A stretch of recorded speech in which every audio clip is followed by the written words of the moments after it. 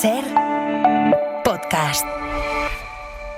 Estás escuchando el abierto de Hoy por Hoy. Cada día analizamos las noticias más relevantes de la actualidad, las claves políticas, económicas y sociales, con las voces de los protagonistas y los distintos puntos de vista de nuestros tertulianos. Tiempo para el análisis, tiempo para el abierto, muy pendientes de un crucero, del crucero que llevaba contagiados por hantavirus, parado durante varios días frente a las costas de Cabo Verde y que ya ha emprendido la marcha hacia Tenerife, donde va a llegar con toda probabilidad el domingo que viene. Ahora vamos a ir con todos los detalles de lo que está sucediendo con este crucero y con las repatriaciones. Hablaremos también de la bronca política que se ha armado a partir de la gestión de este crucero, y también vamos a hablar del final del juicio de las mascarillas, porque ayer pudimos escuchar, y lo haremos hoy en este abierto de manera extensa, los alegatos finales tanto de los abogados, de la Fiscalía y también de dos de los tres acusados, que son Ábalos y Koldo García, que quisieron aprovechar esta oportunidad de un alegato final para explicar su posición. Antes de nada, vamos a saludar a los analistas de esta mañana. José María Lasalle, ¿qué tal? Muy buenos días. Buenos días. Elisa de la Nuez, muy buenos días. ¿Qué tal? Buenos días. Y Eduardo Madina, muy buenos días. Hola, Ángels. Vamos con la situación del crucero Ondius, que ya saben que salió de Ushuaia en Argentina y que está afectado por ese brote de hantavirus, que viene ya, como les decía, de camino hacia las Islas Canarias. La previsión es que llegue al sur de Tenerife, al puerto de Granadilla de Abona, en 3 o 4 días, más o menos como les decía el domingo. Además es un puerto que está muy cercano del aeropuerto Tenerife Sur. Ahora mismo no hay a bordo ningún pasajero con síntomas, pero ya saben, porque se ha venido explicando, que el periodo de incubación de este virus es largo, es 1 mes y medio aproximadamente, así que todavía queda por ejecutar una cuidada coreografía sanitaria, porque no hay seguridad de que alguno de los pasajeros que sigue dentro del barco no pueda estar contagiado. Mariola Lourido, buenos días. Buenos días de nuevo, Y esta coreografía sanitaria es un protocolo que se va a activar una vez el barco llegue a territorio español, a Canarias. Sí, que se espera que llegue el domingo a mediodía. El lunes se va a desplegar toda la operación de desembarco y evacuación.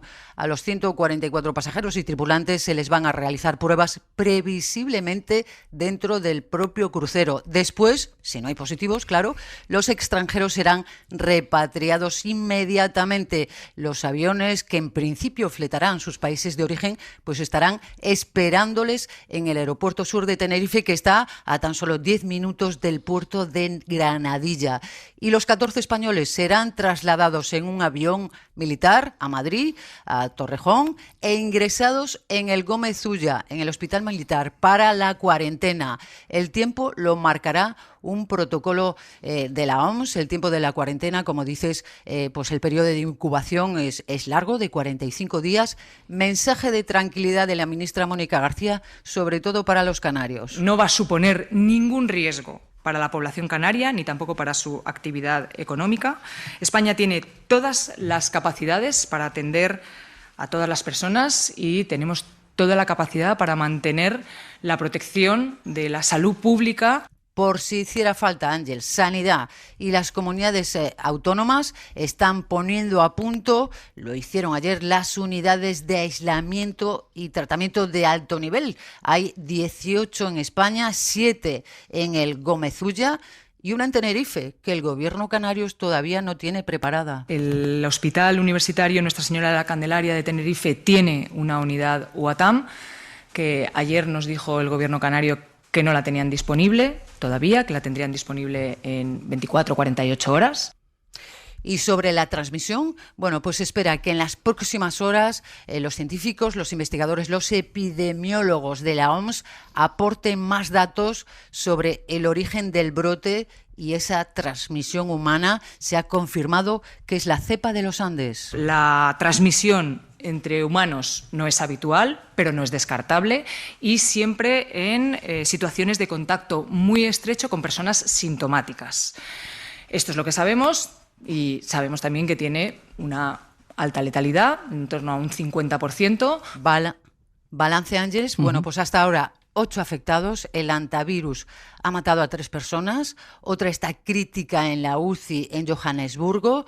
Los 3 que estaban en el barco han sido evacuados, entre ellos el médico, que estaba grave, al final no ha venido a España, ha sido trasladado junto a otras 2 personas a los Países Bajos, y el último caso confirmado es el de un hombre suizo que estuvo en el crucero, se bajó del buque en Santa Elena, está hospitalizado en Suiza, en su país. Sí, recordemos en este punto que, según cuenta desde ayer el diario El País, un pasajero del barco ha comentado que hay 23 pasajeros que, en cuanto se notificó la muerte de uno, prefirieron bajarse en Santa Elena, en esta isla, y se fueron desde allí a sus respectivos países sin que hubiera ningún tipo de control. Y ahora la OMS lo que está haciendo es rastreando a estos pasajeros para ver cuál es la situación y su entorno también, evidentemente, por si se puede producir algún tipo de contagio. Mariola, ayer sobre el tema de la cuarentena hubo versiones diferentes dentro del gobierno sobre el protocolo de la cuarentena que debían guardar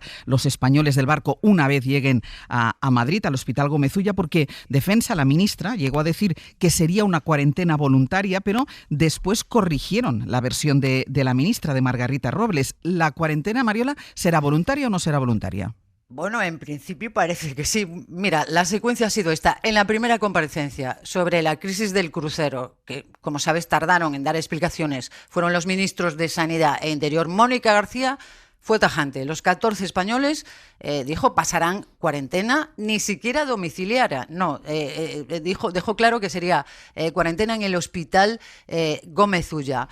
Pero a última hora de la tarde, la ministra Margarita Robles se descolgó diciendo que sería voluntaria. Está ya todo preparado allí en el Hospital Militar de Defensa. Los que voluntariamente quieren y tienen que firmar un consentimiento informado estarán en el tiempo de cuarentena en habitaciones individualizadas. Pues bien, el Gobierno se vio obligado a aclarar que tomará incluso medidas legales para hacer cumplir ese confinamiento de los pasajeros españoles. Lo hizo Sanidad, también lo hizo la directora de Protección Civil en Hora 25 anoche, es Virginia Barcones. El Gobierno va a tomar las medidas legales que fueran necesarias para garantizar la salud pública, como es su obligación y como no puede ser de otra manera. En todo caso, el Gobierno, tanto Sanidad como Protección Civil, confía en que ninguno se resista, que los 14 españoles y sus familias se cumpla esa cuarentena para estar más protegidos, cuidados y recibir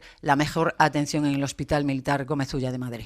Mariola, gracias. Hasta luego. Antes de que el barco partiera desde Cabo Verde, se evacuó del avión a los contagiados. Insistimos, el barco que está yendo ahora camino de Tenerife no lleva ningún contagiado, nadie con síntomas dentro, ni pasajeros ni tripulación. Otra cosa es que alguno de ellos pueda estar en periodo de incubación, pero todos los contagiados ya están fuera del barco. Y ayer desde Cabo Verde se evacuó del avión a los últimos contagiados que quedaban dentro de la embarcación. 3 fueron repatriados a Países Bajos, pero por el camino, uno de los aviones, el que llevaba a 2 de los enfermos, tuvo que parar a repostar. Pidió parar en el aeropuerto más próximo, que era un aeropuerto en Marruecos, pero el gobierno marroquí rechazó, no quiso dar asistencia a esta aeronave, no le dejó aterrizar en ninguno de sus aeropuertos, así que el avión pidió aterrizar, pidió poder repostar en Canarias, allí paró y allí se ha pasado un buen número de horas hasta esta madrugada porque tuvo un problema con una de las válvulas de aislamiento de uno de los enfermos, así que nos vamos a Canarias. Agustín Padrón, buenos días. Hola, buenos días. El avión quedó detenido en la pista del aeropuerto de Gran Canaria durante horas. De hecho, ha partido bien entrada la madrugada de hoy. Sí, unas 10 horas aproximadamente. Calculamos que estuvo el avión allí. Inicialmente era un repostaje de combustible, pero el médico que acompañaba a los pasajeros señaló que había fallos en el sistema eléctrico para la burbuja donde estaba uno de las personas que eran trasladadas. El gobierno canario ofreció una alternativa. Sanidad señalaba que no tenía autonomía suficiente en cuanto a energía para llegar a Ámsterdam sin realizar más escalas, con lo cual tuvieron que esperar por un avión de sustitución que venía desde Oslo, desde Noruega. Al final salió de madrugada, debe de estar a punto ya de aterrizar en Países Bajos. Agustín, gracias. Hasta luego. No, que vuelvo contigo, ahora, que quiero preguntarte precisamente por lo que iba a decir ahora, que es la bronca política que se ha armado a partir de ahí. Déjame que comente primero con los analistas de esta mañana. Primero la situación y la reacción del gobierno, de las autoridades sanitarias de este país, y luego iremos a la bronca política, porque ayer a primera hora ya decíamos, bueno, es muy pronto y todavía no hay declaraciones, pero ahora sí, otra vez, más allá del enfrentamiento, y ahora hablaremos de ello, entre el gobierno canario y el gobierno central. Bueno, ha habido también reacción por parte del Partido Popular, por parte de Vox. Ahora vamos con ello, pero lo primero que sí os querría preguntar es el hecho de que se cuestione desde algunos ámbitos. Otra cosa es la coordinación, insisto, que ahora iremos a ello, pero Lasalle, que se cuestione desde algunos ámbitos que el barco tenga que atracar en algún puerto y que el puerto más cercano, en este caso, es Canarias.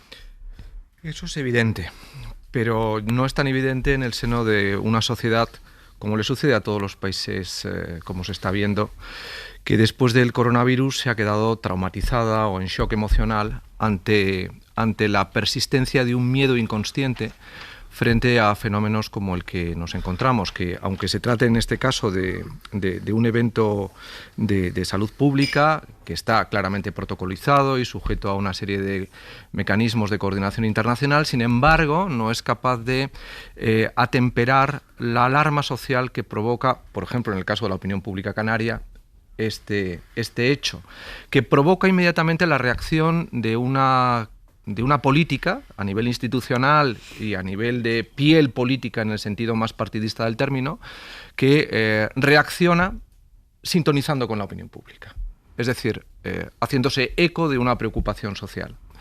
Y ahí es donde comienzan a aflorar las tensiones que una sociedad que políticamente está polarizada proyecta sobre los propios partidos y sobre las instituciones, que tendrían que mostrar una coordinación clara. No solamente una coordinación entre el gobierno de Canarias y el gobierno de España, sino dentro del propio gobierno de España, como se acaba de poner de manifiesto cuando la ministra de Sanidad, que es la responsable técnica de estas cuestiones, no está coordinada con la ministra de Defensa, que también incorpora un elemento de responsabilidad en la medida en que, si hay cuarentena, tendrá que hacerse en un hospital militar en Madrid.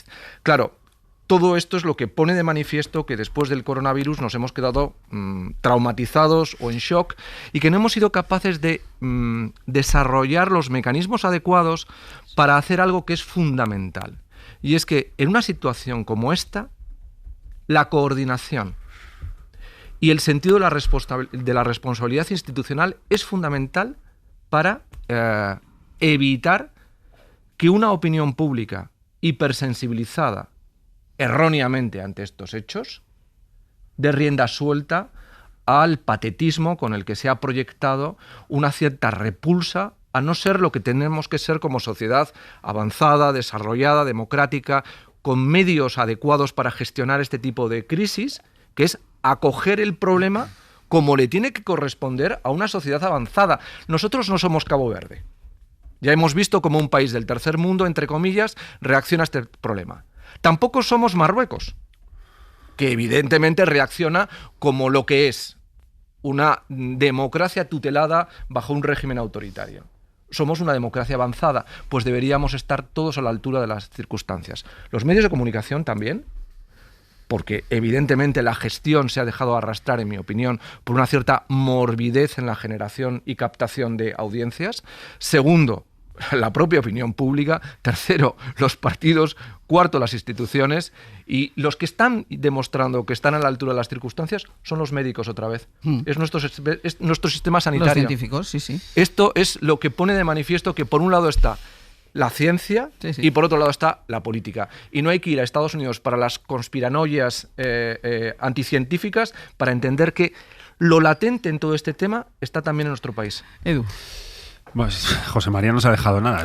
No se ha dejado nada, ¿no? Por todos los puntos del tema, porque además tiene razón en todos. Podría afirmar su intervención, lo que no puedo es mejorarla, pero creo que es bastante previsible que de aquí al domingo muchas horas de televisión, como estamos viendo ahora en las distintas televisiones que hay aquí en el estudio de la cadena SER, llenen muchos minutos de pantalla con este asunto, ¿no? Y veamos muchas imágenes del barco, de rutas desde Cabo Verde a Gran Canaria. Imágenes del hospital seguramente por fuera, la llegada de algunos. Bien, estupendo, es previsible que eso pase. Es previsible también que haya bronca política, Seguramente el PP pondrá paría al gobierno, seguramente habrá 2 tildes mal puestas entre 2 ministras, una tendrá tilde, la otra no, y diremos que hay grandes contradicciones en el seno del gobierno. El gobierno de las Islas Canarias emitirá voz en voz alta de nuevo contra el gobierno central y tratarán de atribuirse frases gordas y de mucho tonelaje los unos contra los otros. Todo eso es muy previsible.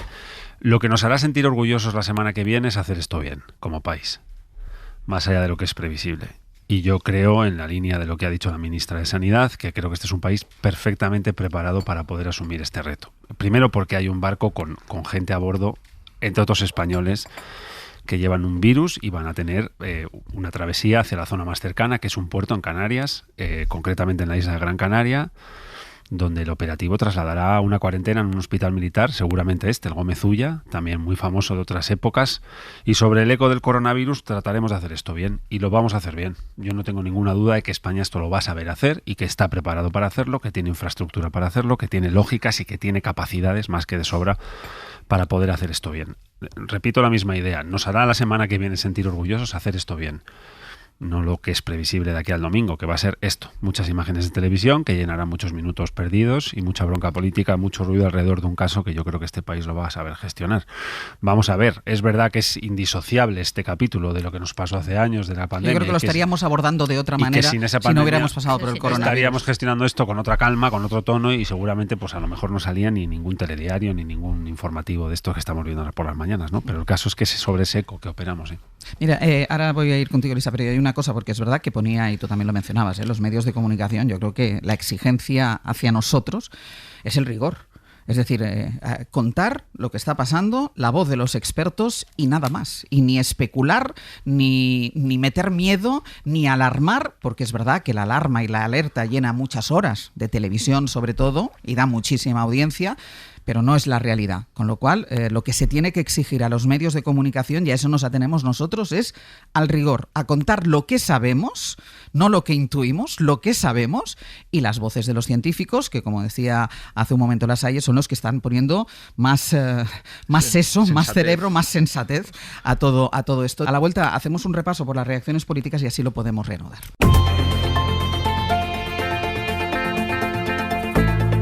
El Abierto. Ser podcast. Agustín, porque ayer por la mañana vosotros hablabais en la SER y en Canarias, y lo contábamos además en este programa, en el Abierto de Hoy por Hoy, con el presidente Fernando Clavijo, que dejaba claro que no estaba de acuerdo con el plan del gobierno, el protocolo que ha trazado el gobierno en torno al crucero, tanto con su llegada como con la evacuación de los pasajeros. Primero decía que iba a hacer todo lo que pudiera para evitar la llegada del crucero. Después se quejó el Ejecutivo canario de falta de información, de que Sanidad no le dejaba participar en las decisiones, y se quejaba de que no le informaba de estas decisiones.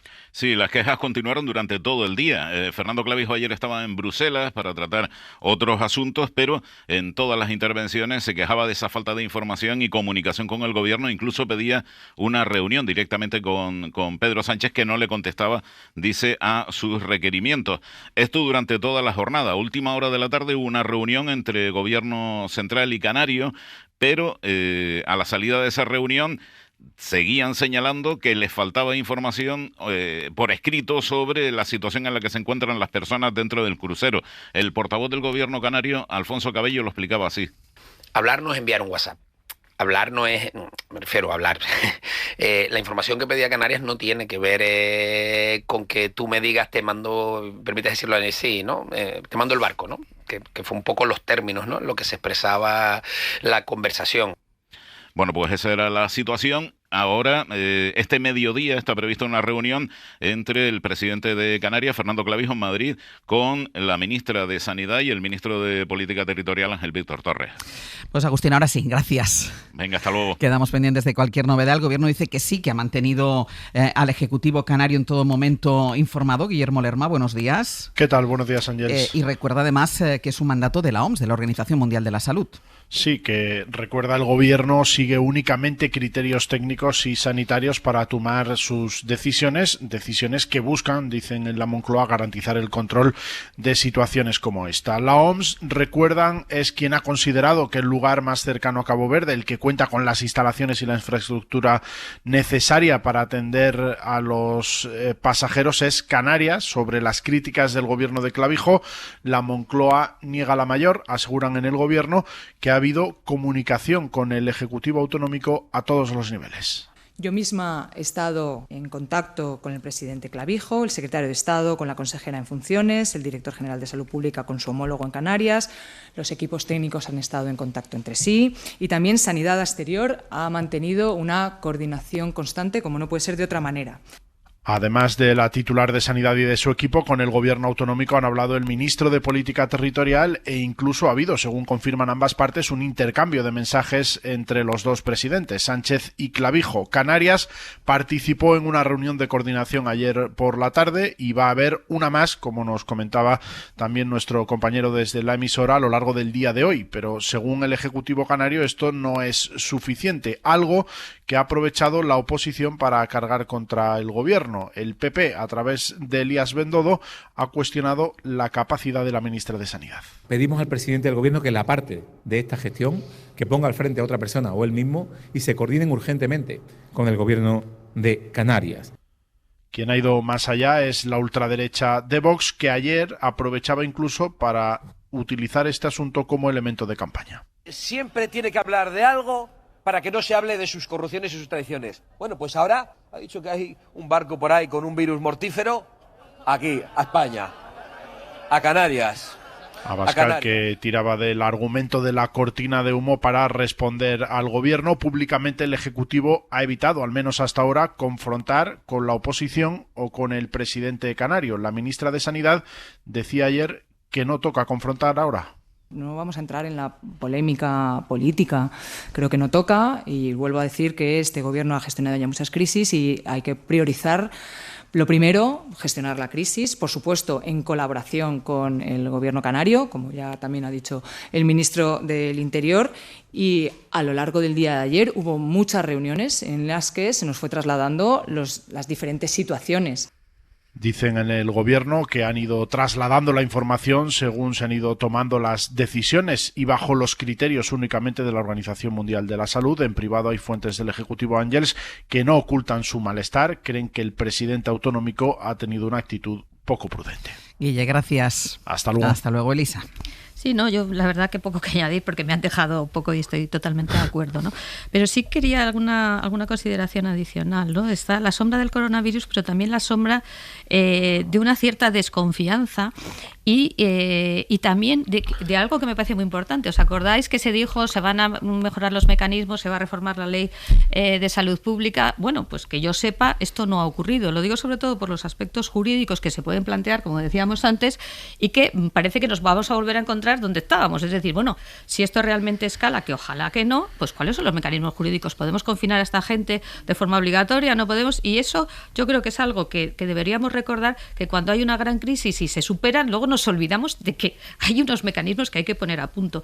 Y también quiero hacer incidencia en lo mismo también que habéis hablado de la cooperación institucional, ¿no? Es evidente lo que decís, la polarización, el partidismo, etcétera, pero esto, digamos, es algo que también se podía haber trabajado, porque os acordáis también la movidita que hubo la otra vez, si las competencias eran autonómicas, si eran estatales, si eran no sé qué. Entonces, todo ese, digamos, falta de coordinación o de cooperación que tiene que tener no solo un tema de lealtad institucional, que estoy totalmente de acuerdo, pero bueno, si tienes algo, un diseño que favorece eso, es muchísimo mejor que si no he hablado, no he hablado, me he reunido, no me he reunido, porque al final cada uno va a contar un poco la película cómo le va, en vez de decir, mire, cuando pase una situación de esta envergadura, ustedes tienen que hacer esto, esto y esto, ¿no? Que yo creo que daría mucha confianza y mucha seguridad. Y luego otro aspecto que también me interesa destacar es que aquí nos van a mirar. Edu decía, va a salir bien. Bueno, ojalá, porque aquí se está mirando. ¿Y por qué se está mirando? Porque obviamente hay un crucero con gente de muchas nacionalidades y por tanto lo que se haga bien, mal o regular es, digamos, relevante desde el punto de vista de lo que pueda suceder en otros países y otros protocolos. Por tanto, yo creo que sí que nos jugamos, no mucho, digamos, yo no creo de verdad que esto sea, efectivamente creo que está muy sacado de sitio y de quicio, pero sí que nos jugamos cosas, ¿eh? No lo diría como, oye, va a salir todo fenomenal. Bueno, hay que hacerlo bien, la comunicación, la coordinación, los protocolos, y terminaría diciendo también las personas que hablen, sobre todo la ministra de Sanidad, tienen que dar esa confianza y esa tranquilidad, y luego no que en el otro lado digan, oye, esto no es exactamente así, porque eso merma la confianza de los ciudadanos. Dejadme que vaya publicidad. A la vuelta, Edu, voy contigo, porque además de lo que tú quieras responder, quiero seguir tirando del hilo de la coordinación, porque las versiones de que sí hemos hablado los dos gobiernos confrontadas con no hemos hablado los dos gobiernos, alguien está mintiendo, no sé quién, pero alguien está mintiendo.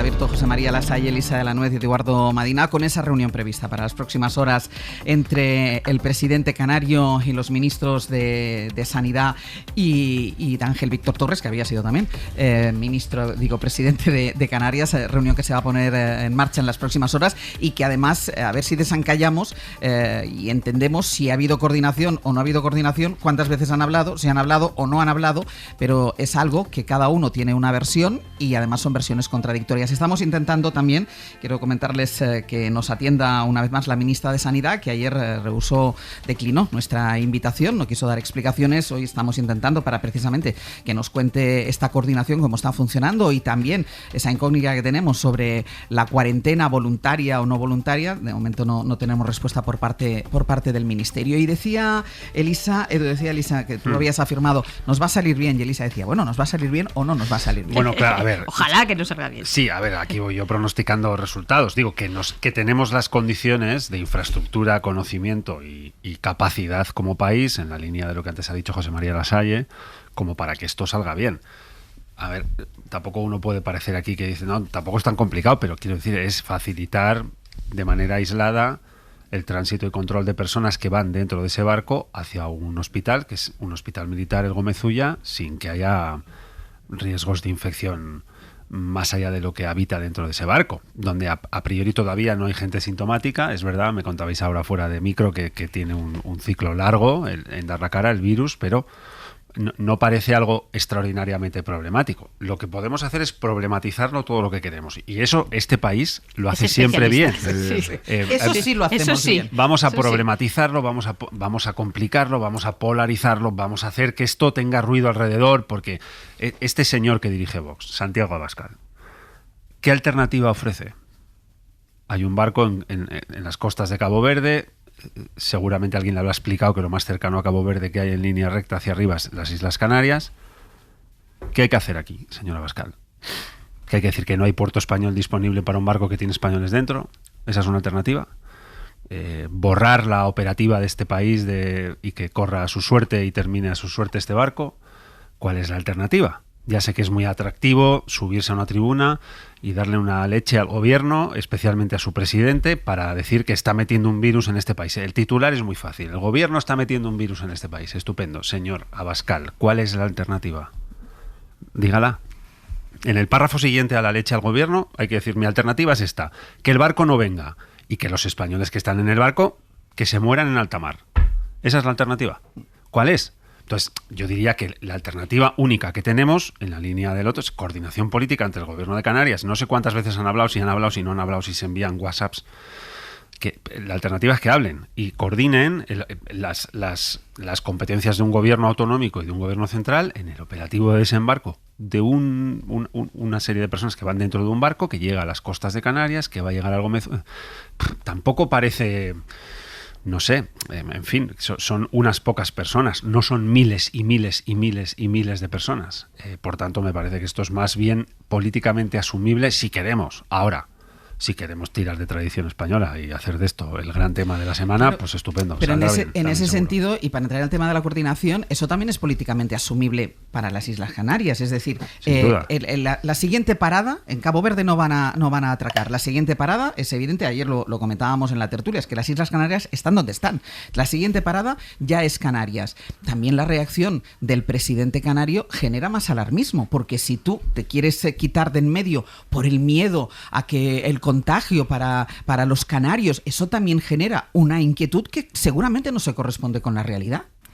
Sí, bueno, yo quería añadir a lo que dice Edu, que estoy totalmente de acuerdo, que yo creo que esto es una cuestión que en principio debería ser solventada fácilmente y con unos protocolos, y como dices tú, no son muchas personas y un país como el nuestro no debería tener problemas, pero yo siempre dejo ese margen a, como tú bien has dicho, la capacidad de enredar, vamos a decirlo así, o de problematizar que tiene nuestros políticos, ¿no? Totalmente de acuerdo con lo que dices Vox, es populismo puro, pero claro, aquí el problema es que la tentación del populismo no venga de Vox, sino venga, por ejemplo, del presidente de Canarias, claro, de gente que sí tiene responsabilidades institucionales. Y entonces que tendría que ser mucho más cuidadoso. Que tendría que ser mucho más cuidadoso y todo este rifirrafe de si hablo o no hablo, tal. Es decir, que eso sí que te diría que genera, que es lo que decía, genera una cierta desconfianza, no de que seas capaz, que yo creo que sí que lo somos de sobra, ¿no? Pero de cómo se gestiona eso a nivel político y cómo se utiliza políticamente también, ¿no? Que ese quizá es el riesgo que podemos tener aquí. Entonces, ojalá que el populismo estuviera solo en Vox, pero es que a veces está también en las instituciones y eso creo que es importante. Lasalle.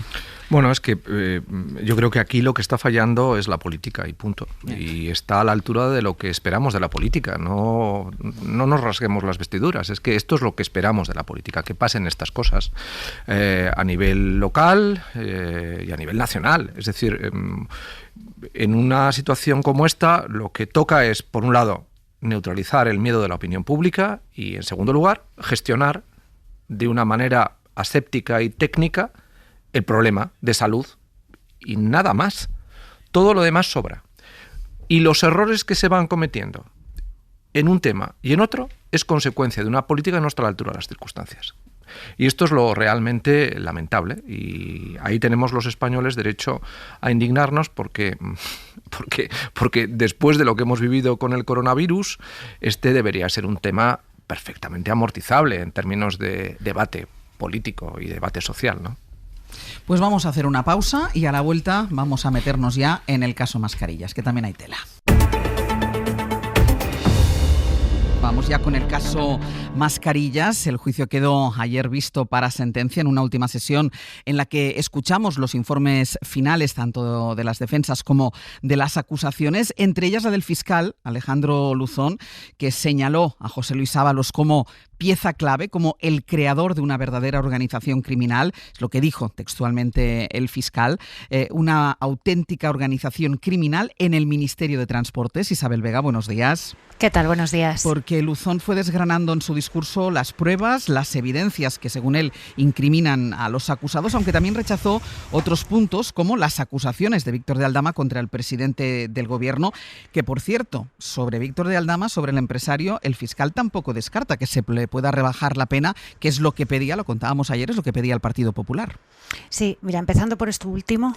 Por eso es posible, como hace la acusación popular, apreciar la atenuante como muy cualificada y es también admisible, lo hace también su defensa, apreciar o valorar desde luego la atenuante privilegiada del apartado 4. Es posible, decía, pero la Fiscalía no ha ido tan lejos en la rebaja y mantiene su petición de 7 años de cárcel para Aldama, que dice ha colaborado. La prueba es tan abundante que efectivamente podemos considerar que la declaración de Aldama no es la determinante, la decisiva para la acreditación de algunas de estas conductas, pero lo ha sido para avanzar en muchos aspectos de la investigación. Destacaba Luzón así su contribución, pero con un matiz. Todo lo que el Ministerio Fiscal da por probado en cuanto a la declaración de Víctor de Aldama está corroborado por otros elementos probatorios. Hay otras cosas que dice Víctor de Aldama que no sabemos a día de hoy si son ciertas, si no son ciertas o son abiertamente inciertas. Y entre esas mentiras, lo que dijo Aldama sobre Pedro Sánchez. Por tanto, no se trata de establecer un número 1, un número 2, un número 3, y desde luego no era el número 1 el presidente del gobierno, como con notable desahogo le atribuye ese papel Víctor de Aldama. Apuntaba aquí el fiscal que no se trata de jerarquías, pero señala que existía una verdadera organización criminal en la que Aldama paga y Koldo y Ábalos, que tenía el poder de decisión, se dejan. Probablemente fuera tanta la insistencia como poca la resistencia y todo acabó en un pacto corruptor que a todas las partes acababa interesando. Y se queja el fiscal de que parasitaban lo público y encima alardeaban de ello. Que se asume con naturalidad y hasta con orgullo haber ayudado a una amiga a tener un empleo, como decía Koldo. Es que lo necesitaba. y alardea de haber colocado a una amiga que tenía necesidad, una pena que gane tan poco. Las empresas públicas no pueden ser el refugio, el aparcamiento de políticos y el sustento de familiares, amigos o amigas, entre las que se incluyen esas eufemísticamente denominadas sobrinas. Y citando Casablanca y hasta un viejo cuplé, afirmó el fiscal jefe que el relato de las defensas no había desmontado la prueba. En definitiva, que los acusados no han conseguido dar respuesta válida a esa pregunta que se hacían las vecinas de la chica del 17 en el viejo cuplé, ¿de dónde saca para tanto como destaca? Pedía finalmente al Supremo una condena a la altura de la gravedad de los hechos y que disuada a los corruptos. La corrupción política está carcomiendo nuestro sistema democrático y solo una reacción contundente contra ella puede frenarlas. Recordemos que reclama 24 años de cárcel para Ábalos, 19 años y medio para Koldo y 7 años para Aldama. Declaró también por última vez el exministro Ábalos, que de nuevo volvió a presentarse como inocente, como una víctima de un proceso que él calificó de inquisitorial. Pedro Jiménez, buenos días. ¿Qué tal, Ángeles? Buenos días. Rechazó haber cobrado mordidas, insistió en que las pruebas que apuntan contra él no son concluyentes y también se mostró como una víctima del empresario, como una víctima de Víctor de Aldama, al que acusó de intentar hundirle. Sí, el derecho de última palabra duró 40 minutos, Ángeles. Al filo de las 8:30 de la tarde, el que fuera uno de los actores principales en el Congreso estos últimos años subía a la tribuna del Salón de Plenos del Supremo, donde se ha celebrado este juicio por el caso Mascarillas. El exministro y antiguo secretario de organización del PSOE denunció indefensión, a pesar de haber estado siempre dispuesto a colaborar con la justicia. Quiso subrayar, no ha tenido acceso a sus dispositivos móviles para poderse defender y aseguró que la UCO empezó a investigarle cuando era aforado. Muchas irregularidades, las fue enumerando una a una. En una causa, dijo, general y política, un proceso inquisitorial y premeditado. Yo le dije, señoría, yo siempre he querido colaborar, pero desde la defensa de mi inocencia. ¿Pero qué se entiende entonces por colaboración? Es confesión. Porque entonces es que eso es un proceso inquisitorial. El acusado expuso su relato ayudado con una carpeta llena de documentación, Ángeles, informes de la UCO, autos, informes incorporados a la investigación que se sabía de memoria. Lamentó la campaña política y mediática bien financiada que le han orquestado y que persigue deshumanizarle. Se trata, en mi caso, de ir conformando una imagen tan deshumanizada en lo moral, en lo reputacional, que el personaje sea susceptible de cometer cualquier crimen ya. Llegó a decir que pesa sobre él una presunción de culpabilidad y mirando al fiscal jefe de anticorrupción se dirigió a él porque dijo que a pesar de que respondió a todas sus preguntas, que dio todas las explicaciones necesarias, a Alejandro Luzón esto le ha dado igual. Él me decía, irónicamente, ya sé que usted sabe mis preguntas, es normal, porque forman parte de la acusación, pero me decía irónicamente, yo también conozco sus respuestas. Y sinceramente no creo que las conociera. Simplemente, y es lo que me duele, creo que le daban igual. Según sus palabras, lo único que la Fiscalía y la UCO tienen contra él es que le pidió a Koldo García que buscara trabajo para su ex, para Jessica y para Claudia Montes. 2 señoritas las llamó. ¿Realmente con 2 contratos se coloniza? Coloniza el que se queda. El que se va no hace colonia. 2 contratos temporales, este es el caso de España, y hacerles perder a sus señorías el tiempo. Pero el grueso del derecho a la última palabra lo dedicó a desmontar las acusaciones de Víctor de Aldama. Nunca ha recibido pagos, su comportamiento solo lo explica porque estar en la cárcel es más duro para unos que para otros, llegó a decir, y lanzaba esta reflexión contra el comisionista.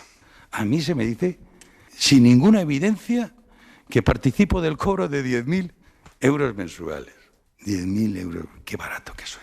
10.000 euros mensuales a repartir. Muchas veces en la celda le doy vuelta a la cabeza. ¿Qué mal le he podido hacer? ¿Qué mal le he podido hacer para desearme tanto daño?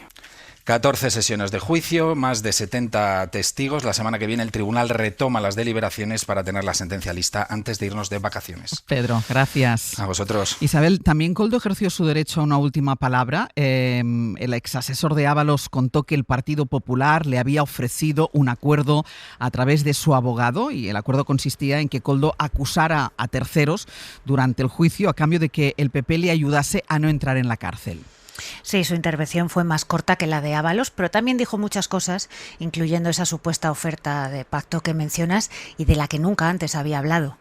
A mí también me ofreció el abogado del Partido Popular que colaborara, claro, mintiendo y engañando a todos los españoles. ¿Cuál es la cuestión? Yo estoy en la cárcel, lo he perdido absolutamente todo y he dicho que no voy a mentir. Por supuesto, yo sé que esto acaba de empezar, porque esto va a ser largo, señorías. Se jugaba así Koldo García su palabra delante de la sala después de asegurar que él no es tan malo como le pintan. Se dibujó como un humilde trabajador que no ha cobrado nunca de Aldama y a quien el juicio mediático le ha destrozado la vida. Y la verdad es que a mí me han ofrecido mentir y que a cambio no entraría en la cárcel. Eso alguien lo tendrá que explicar. Señores, les garantizo que lo que digo lo puedo demostrar. Fuentes de la acusación del PP tacharon de absurdas estas afirmaciones, ya no solo porque recuerdan que un abogado no puede decidir si una persona entra o deja de entrar en prisión, sino porque aseguran que nunca ha habido un acercamiento a Koldo García para negociar acuerdo alguno. Él insiste en que puede probarlo. Veremos. Isa, gracias. A vosotros. Joan Jimeno, buenos días. ¿Qué tal? Lo apuntaba ahora Isa, ¿no? Desde el Partido Popular, de momento no hay ninguna prueba, dice que puede probarlo, pero no aporta ninguna prueba Koldo García sobre esta oferta que teóricamente le había hecho el Partido Popular. Dicen en el PP que no tiene ningún tipo de credibilidad, habida cuenta de todo lo que ha ido diciendo en las últimas semanas, aunque lo curioso es que el PP, que ahora califica poco menos que de mentiroso a Koldo, sí da validez a las afirmaciones que hace Víctor de Aldama o Ábalos, por ejemplo.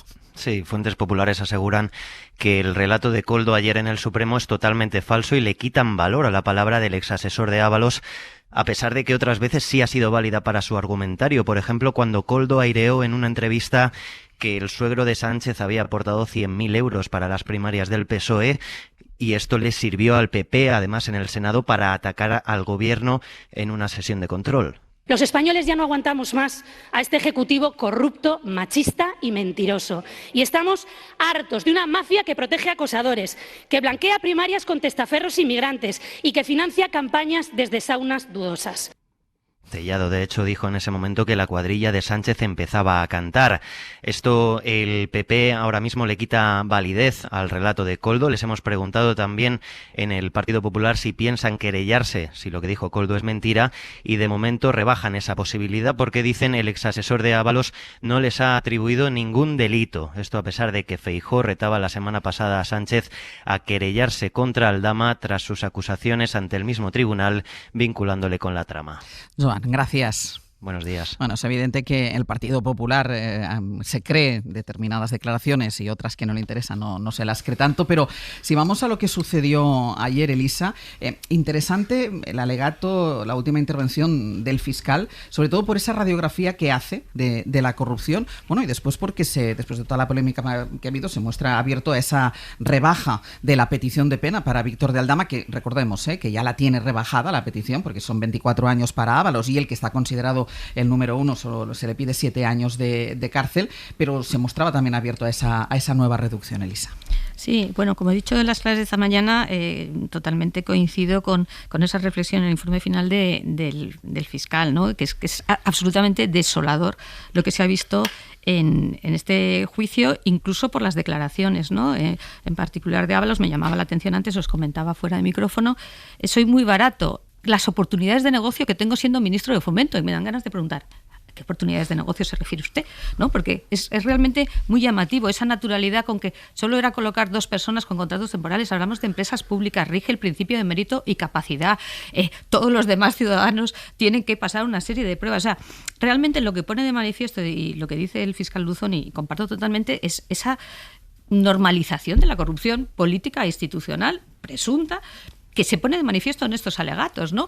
Bueno, esto es lo normal. Lo normal es que el ministro diga que se coloque a unas personas, se llama a la presidenta de Adif, pero ¿esto qué es, no? Y de verdad que intento no, como decía antes, no radicalizarme, pero es difícil pensar si esto es lo normal, ¿qué es lo anormal en la política española, ¿no? Eso como reflexión. Con respecto a la colaboración, creo que hay algo muy importante que no se ha dicho mucho, que es que en general los casos de corrupción política en España es que surgen no desde las instituciones, digamos, no se detectan, sino que vienen siempre de un colaborador, tanto si es el caso Gürtel, ¿os acordáis? Sí, pero ayer destacamos las diferencias. El caso Gürtel sí que arranca a partir de una denuncia de un implicado, y en cambio en este caso Víctor de Aldama acepta colaborar cuando el caso ya se está investigando. Sí, pero no me refiero tanto a esa diferencia, sino al hecho de que el sistema no es capaz de detectar, digamos, cuando se producen estos casos, porque, con perdón, también decía el fiscal ayer, claro, todo el tema de las señoritas, por así decirlo, se descubre porque hay una persona en toda la escala que dice, oiga, que aquí hay una persona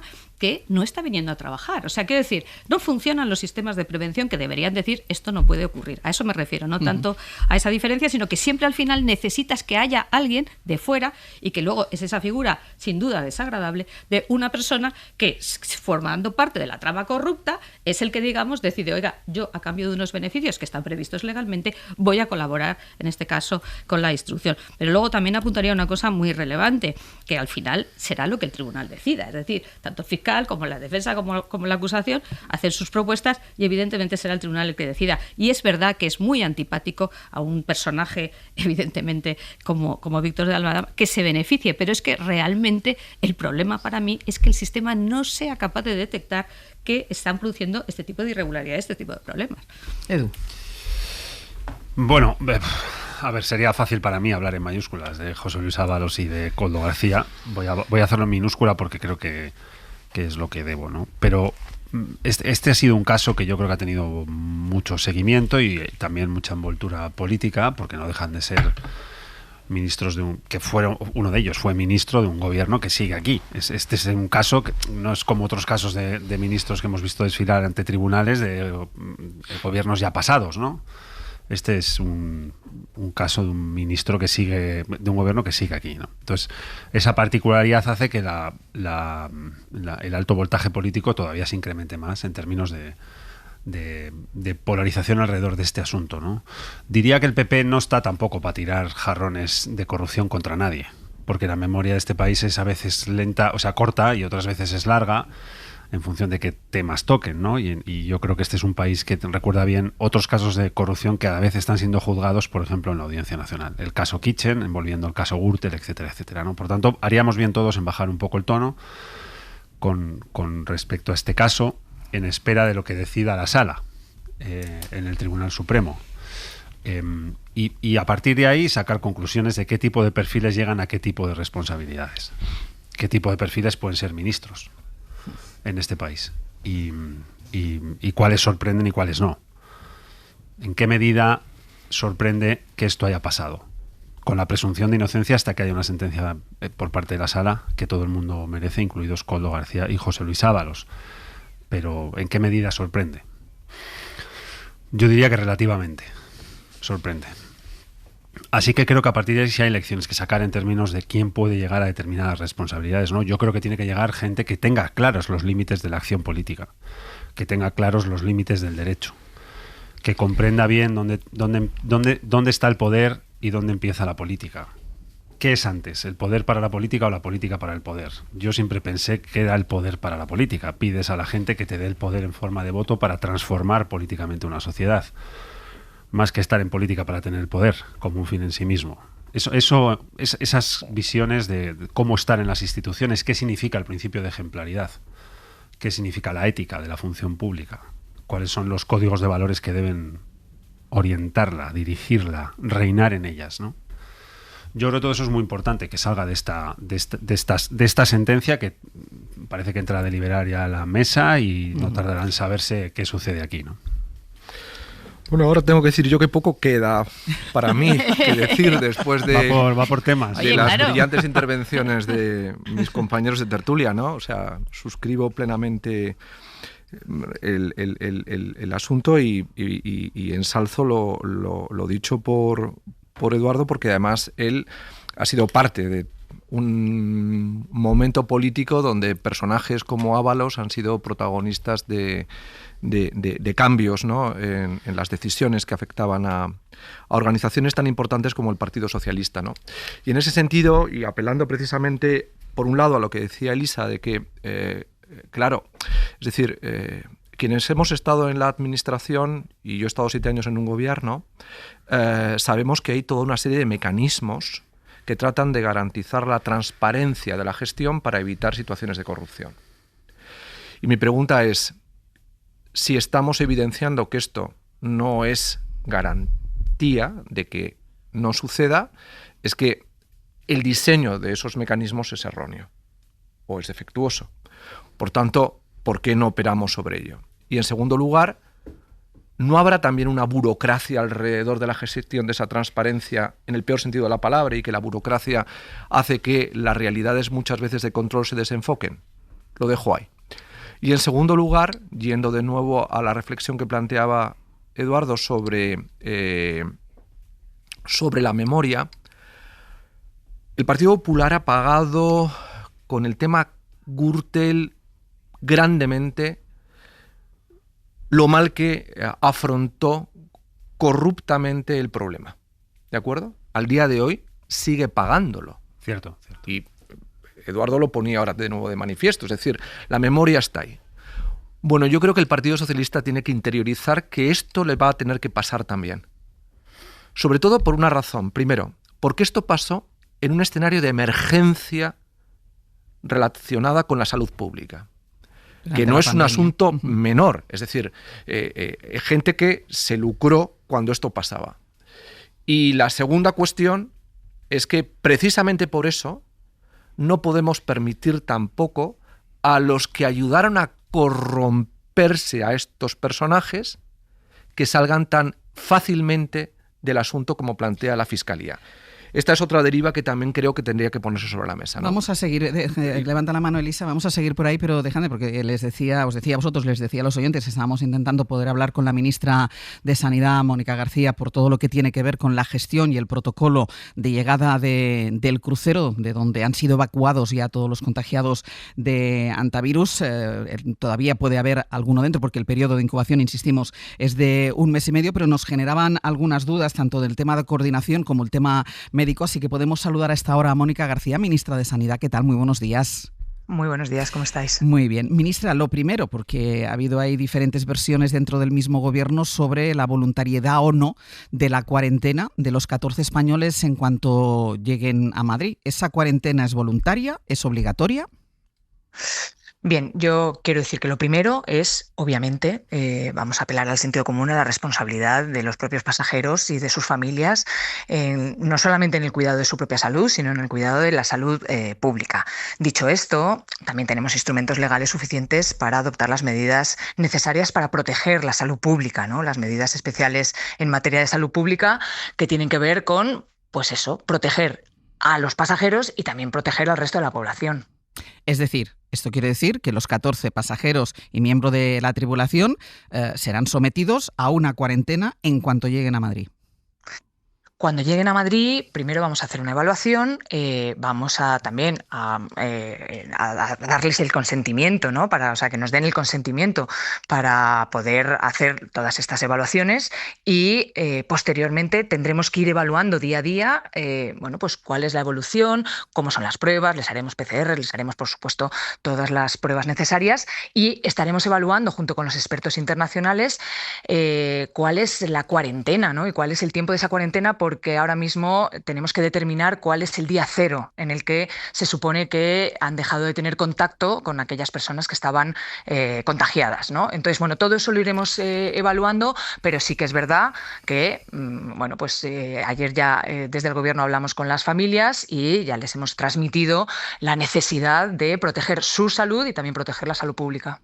Pasa, ministra, que yo le estoy haciendo una pregunta muy directa, porque ayer hubo 2 versiones, una por parte de la ministra de Defensa, que hablaba de la voluntariedad del confinamiento, de la voluntariedad de la cuarentena, y después, desde esa rueda de prensa que ofreció usted con el ministro Marlaska, hablaban de la obligatoriedad, es decir, había 2 versiones, y la pregunta es muy sencilla, es si es obligatoria esa cuarentena o no es obligatoria. O sea, nosotros vamos a apelar, obviamente, al sentido común y a la responsabilidad, a que ellos mismos, ¿vale?, entiendan la necesidad de si no la entienden, ministro, tenemos instrumentos legales suficientes para adoptar las medidas suficientes para protegerles a ellos y a la población. Es decir, instrumentos legales, sí, para que ellos tengan que ser confinados. Instrumentos legales, según la Ley Orgánica de 1986, de medidas especiales en materia de salud pública. Sí, tenemos los instrumentos legales, lo cual no significa que, obviamente, yo estoy convencida de que tanto las familias como los pasajeros van a ser responsables y van a querer que estar vigilados y controlados en materia de cuidado de su propia salud y también en materia de cuidado de la salud pública. Independientemente de esto, estamos elaborando tanto con la OMS como con el ECDC, la Comisión Europea de evaluación y control de las enfermedades y de las infecciones, todos los protocolos alrededor de cuántos días tienen que ser de cuarentena, cuáles son las pruebas que hay que hacer, etcétera, etcétera. Todo esto lo estamos haciendo, lo estamos evaluando y lo iremos viendo pues casi al minuto y les iremos informando al minuto. Dígame una cosa, ¿ustedes han hablado directamente con algún pasajero o con el miembro de la tripulación o lo están haciendo a través de las familias? El ministro de Política Territorial ayer habló con todas las familias. No sé si eso implica también con los pasajeros, pero sí que hemos hablado con todas las familias, también a través del ministro de Exteriores. Estamos en contacto y bueno, pues les hemos transmitido, ¿no?, cuáles van a ser los próximos pasos una vez que lleguen a Tenerife. Van a ser desplazados a través de un avión de defensa al Gómez Ulla y ahí es donde haremos una evaluación. En Tenerife también habrá una evaluación que haremos conjuntamente Sanidad Exterior y el ECDC, y en función de eso, bueno, pues esperamos tomar las medidas que sean pertinentes, ¿no? Y luego los pacientes o las personas que sean extranjeros, pues serán expatriados a sus diferentes países y eso es lo que estamos organizando con el Mecanismo Europeo de Protección Civil, junto con el Ministro del Interior. Ministra, el Gobierno tuvo siempre claro, su departamento tuvo siempre claro que el barco tenía que atracar en Canarias, dado que no le dejaban atracar, no podía atracar en Cabo Verde. ¿Tuvieron desde el principio en la cabeza que ese barco parara en Gran Canaria? En las Islas Canarias, perdón. Bueno, las decisiones las fuimos tomando en función de las diferentes reuniones que fuimos teniendo, tanto con la OMS como con el ECDC, con los organismos internacionales. Fue antes de ayer por la tarde cuando, después de una reunión con la Organización Mundial de la Salud, que nos transmitió que la confianza en España, no solamente la confianza en España, sino la necesidad de que el primer puerto seguro tenía que ser el puerto de Canarias, pues es ahí cuando tomamos esa decisión de que efectivamente tenía que parar en Canarias porque podemos proteger la salud pública, porque tenemos todas las herramientas que no disponen en Cabo Verde para proteger, para evaluar, para hacer el análisis epidemiológico y para controlar que no haya una transmisión de este virus, ¿no? Entonces, bueno, primero orgullo de país en el cual todas las organizaciones internacionales confían en nosotros, confían en nuestro sistema sanitario, confían en nuestro sistema de salud pública. Y segundo, tomamos la decisión cuando pues tuvimos toda la información y todas las opciones y la mejor opción siempre fue esta. Y ministra, ¿cuál fue y cómo fue el primer contacto con el gobierno canario? Pues mira, yo contacté ayer por la mañana,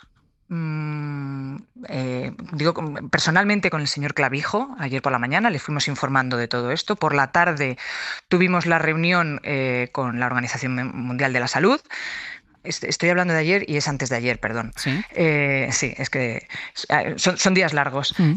Antes de ayer tuvimos la reunión por la tarde con la Organización Mundial de la Salud y nada más tomar la decisión con la Organización Mundial de la Salud, yo llamé al señor Clavijo y creo que tuve 4 llamadas con él a lo largo de la tarde-noche, más toda la información, obviamente, que tuvimos que teníamos con respecto no solamente del barco, sino de un posible paciente que a lo mejor también teníamos que atender en Canarias, que luego al final se ha ido directamente a Holanda, ¿no? Toda esa información la tuvo en tiempo y forma, por mi parte, el señor Clavijo. Independientemente de esto, por supuesto, desde Salud Pública, desde nuestra Dirección General de Salud Pública, hemos estado en contacto permanente con todas las comunidades a través de la ponencia de alertas, a través de, pues de los mecanismos que tenemos de los directores generales de Salud Pública, y hemos estado en contacto permanente a nivel técnico y a nivel político con el Gobierno de Canarias. De esto no hay absolutamente ninguna duda. Entonces, porque desde el Gobierno de Canarias se insiste, hasta hace 5 minutos prácticamente, se insiste en que no han contado con ellos a la hora de diseñar la estrategia de la llegada del crucero. Pues eso ya no lo sé, pero les tendrán que preguntar a ellos por qué consideran que, a pesar de toda la información, a pesar de compartir con ellos la Carta de la Organización Mundial de la Salud, las decisiones del ECDC, pues todas las decisiones que se han tomado a nivel internacional, pues porque consideran que ellos no han estado informados, cuando no es así. Insisto, yo no solamente tengo múltiples llamadas, sino también a través del WhatsApp le estuve informando puntualmente, independientemente de que mi equipo y mi gabinete, a través de los directores de Salud Pública, por supuesto, a nivel técnico, estaban informando no solamente a Canarias, sino a todas las comunidades autónomas. Es decir, que ha habido coordinación desde el primer momento, según el Ministerio de Sanidad. Desde el primer momento, a nivel técnico y a nivel político. ¿Y está habiendo también, ministra, contactos con el resto de países hacia donde tendrán que ir el resto de pasajeros que no son españoles?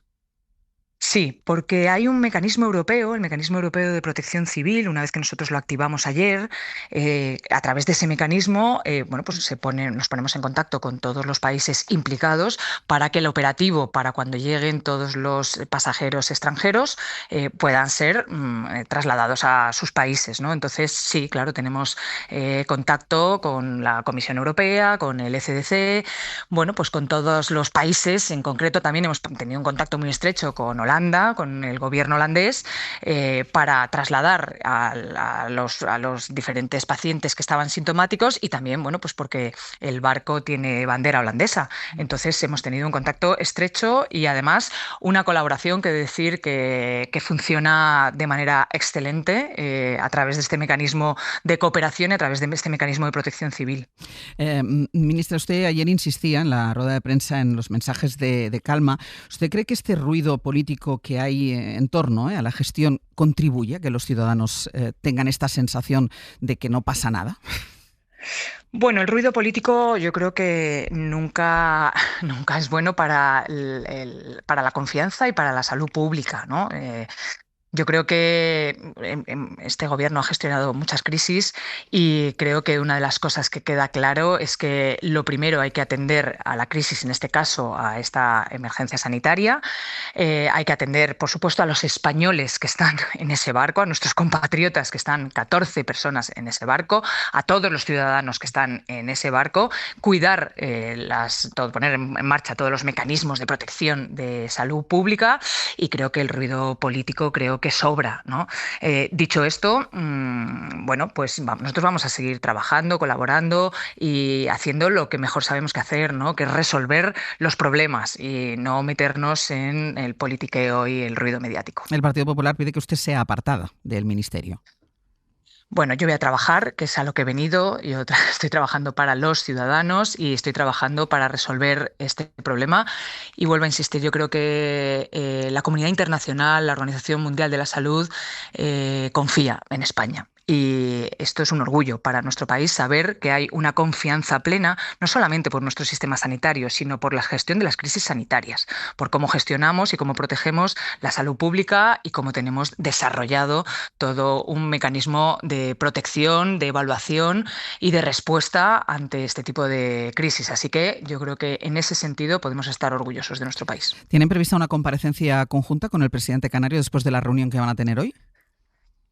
Bueno, en principio vamos a tener inicialmente una reunión en la que, vuelvo a insistir, que le vamos a volver a trasladar los mismos mensajes y las mismas informaciones que le hemos estado trasladando en los últimos 2 días, porque se toma la decisión, que ya se lo hemos dicho, le hemos pasado todos los informes de la Organización Mundial de la Salud, del ECDC, por qué la conveniencia de que el puerto más seguro y el puerto más cercano es el puerto de Canarias, porque se ha tomado esa decisión, y porque se ha tomado la decisión también de que vaya a un puerto seguro secundario que tiene tránsito mínimo, y a partir de ahí el barco llega, los pasajeros se evalúan, se mira a través de Sanidad Exterior y del ECDC si tienen algún tipo de sintomatología y se les traslada a sus países. Y como a los españoles, pues nos hacemos obviamente cargo de ellos y les trasladaremos a Algomezulla para cuidarles como se merecen y lo mejor posible.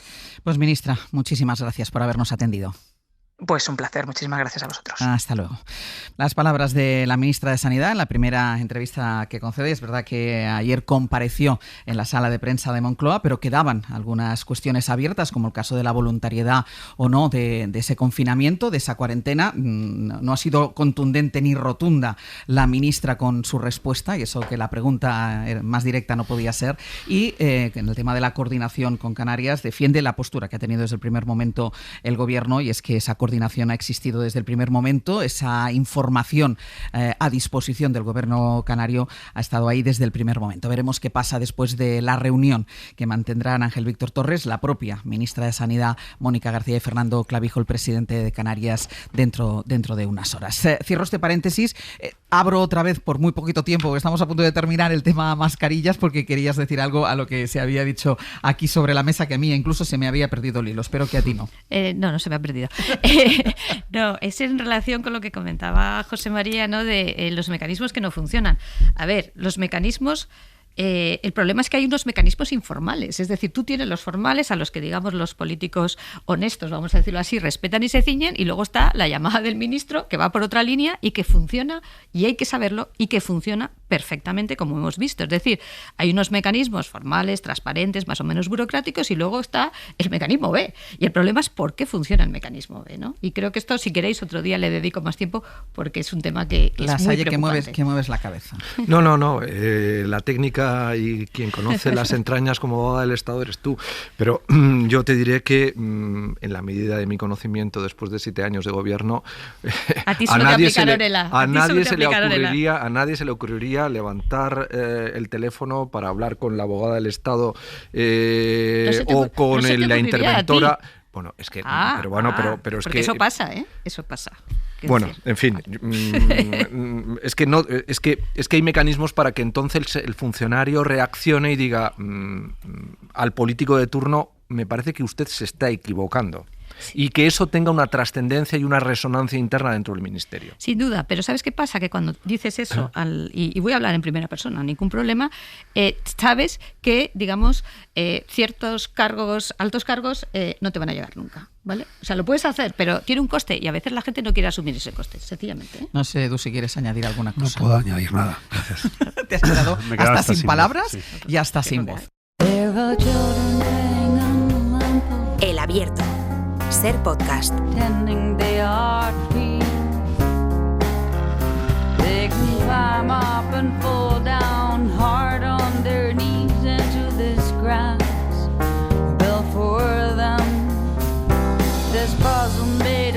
¿Habéis terminado la postertulia? Sí. Pero hemos quedado para un café para Vale, seguir. es lo que tienes. Pero que están hablando del magazine, yo creo. Sí, están hablando. Totalmente, exacto. Están manifestando su interés por lo que viene ahora. Es que lo que hablamos es con un magazine también. Claro, sí. Además, José María tiene que contar lo que va a contar Sergio. Vale. Y Elisa lo que voy a contar yo. ¿Te imaginas? Pues sería fantástico. Que les diéramos este trabajo a partir de ahora. Oye, ¿por qué Venga, no? Ana Usle, buenos días. Hola, buenos días. Sergio Castro, buenos días. Contadnos lo que vamos a hacer. Perdón que me había colado, pero es que como vamos todos unidos, acabamos de escuchar a la ministra de Sanidad, todos estamos intentando seguir la evolución del antivirus y de la actuación del Gobierno, y ahora, a partir de las 10 de la mañana, vamos a sentarnos con los ministros de Ciencia y Tecnología para, con calma, seguir rebobinando, incluso recordando los datos, valorando y entendiendo qué está pasando. Y luego también hablaremos de una realidad que ya conocemos todos, Bizum, que sigue creciendo. Ahora vamos a poder... Sergio, no, todavía no lo hemos probado. No, Sergio. Me parece que es como el portero de Valladolid, Bizum, no sé lo que es. Bueno, pues ahora vas a poder incluso pagar en pequeños comercios, en tiendas. Pero con si no nos Bizum. paga a nosotros con Bizum, ¿cómo va a pagar a un pequeño comercio? Oye, a lo mejor algún día, en un momento dado, una barra de pan, Sergio, puedes pagarla con Bizum. Pero vamos a preguntarnos, oye, ¿cuál es su origen? ¿Qué consecuencias tiene? ¿De dónde viene? ¿Cuál es su competencia? Y también habrá IA, ¿cómo no va a haber IA en el ministerio? Nuestra dosis de IA de todos los ministerios. Vale, a partir de las 10:30 abrimos de nuevo el club de amigos y amigas Alegre. Me he dado cuenta que este es un club como un poco el Real Madrid de Florentino. Está lleno de galácticos. He visto que a corriente de pago está Javier Bardem, Penélope Cruz, Jorge Valdano o, por ejemplo, Manuel Vicent. Y te preguntas, ¿y por qué no está ella? ¿Qué ha pasado todo este tiempo? La que canta. Ah, Leonor Watling. Y me ha dicho Luis, porque hoy es el día en el que Leonor Watling será entronizada como amiga del club de amigos alegres. Muy bien. Y hoy no hay película mala en la vida del cine con Javier Ocaña. Trae Yo no moriré de amor, que ya la has visto. Hablamos el otro día con su directora, que es una maravilla de película. Luego trae una película que debe ser como Tiburón, pero Tiburón aplicado al acoso escolar, que es La plaga, Sí. o sea, inquietante como pocas. Y Un poeta, una película rarísima que está teniendo mucho éxito porque se mantiene en cartelera 3 semanas después y es chiquitita y muy especial. Muy bien. Y para terminar el programa con Ainhoa Aguirregoitia en Aldente, vamos a marcharnos a comer en Sicilia, buen sitio. Ahí sí que me iba ahora. Sí, porque Ratatouille está allí desde hace ya unos días y nos va a contar Ya puede un poco hablarnos de la gastronomía con siciliana. causa y efecto. Sí, Vale, sí, sí. muy bien. Pues todo esto a partir de ahora. José María Lasalle, Elisa de la Nuez, Eduardo Madina. Hasta la semana que viene. Gracias. Adiós. Para no perderte ningún episodio, síguenos en la aplicación o la web de la SER, Podium Podcast o tu plataforma de audio favorita.